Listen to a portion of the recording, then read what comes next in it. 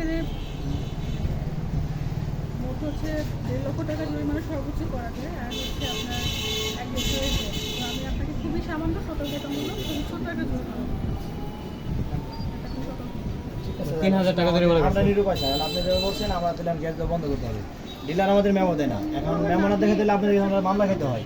তাহলে আমাদের অতএব মনে হয় যে গ্যাস দেওয়া বন্ধ করতে হবে। আর যে কটা আছে আমি মনে করেন ঘুরে দিচ্ছি, ঠিক আছে? আর মনে করেন যে আমাদের তাহলে গ্যাসের বন্ধ করতে অপশন নাই। এটা বাজারে কেউই স্যার আপনার মেমো দেখাতে পারবে না।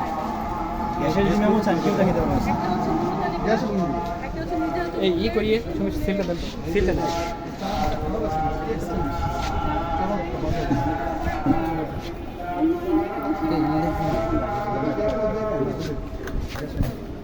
একটা হচ্ছে আপনার নিয়মিত পড়াশোনা না করা, এবং দ্বিতীয়টা হচ্ছে না বেশি। এবং হচ্ছে 3000 টাকা।